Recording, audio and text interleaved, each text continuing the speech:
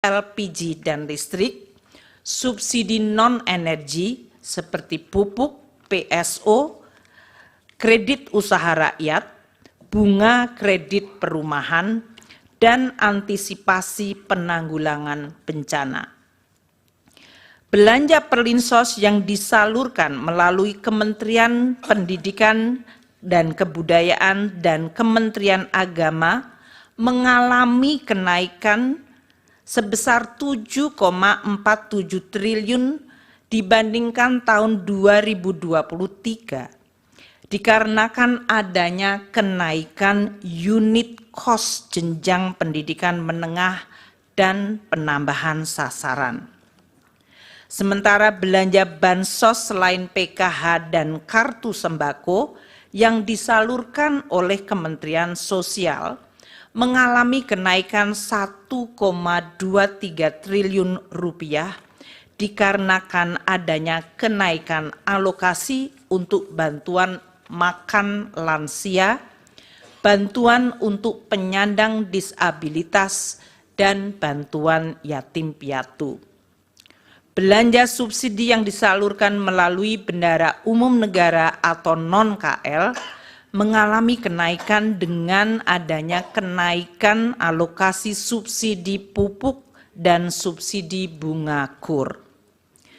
Dengan demikian dapat ditunjukkan bahwa anggaran perlindungan sosial untuk APBN 2024 di dalam rangka pengendalian inflasi, stabilitas harga, penghapusan kemiskinan, sesuai target prioritas nasional.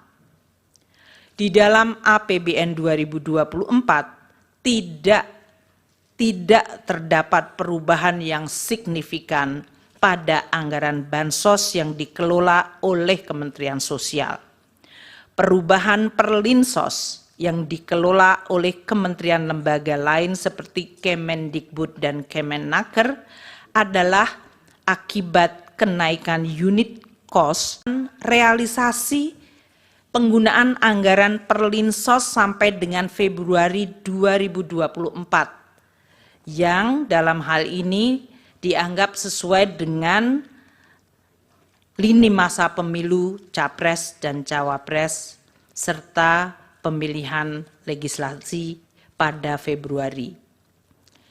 Realisasi bansos mencapai sebesar 12,8 triliun sampai dengan Februari 2024 untuk penyaluran program Keluarga Harapan bagi 10 juta keluarga penerima manfaat dan kartu sembako bagi 18,7 juta keluarga penerima manfaat. Realisasi subsidi dan belanja lainnya mencapai 15,3 triliun rupiah dan realisasi Perlinsos lainnya 9,8 triliun.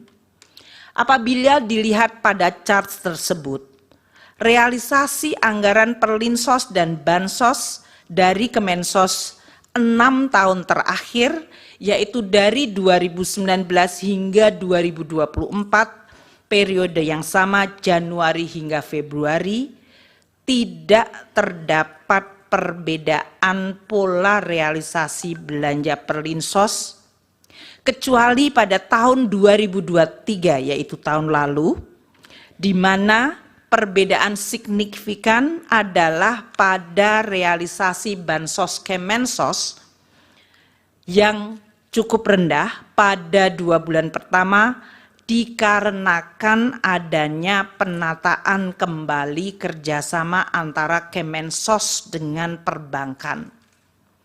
Ini yang menjelaskan pada saat kami menjelaskan kenaikan 2 bulan pada bansos Kemensos mencapai cukup tinggi adalah akibat baseline 2023 dari bansos Kemensos pada bulan Januari Februari yang memang waktu itu rendah akibat masih adanya proses penataan kembali kerjasama antara Kemensos dengan perbankan.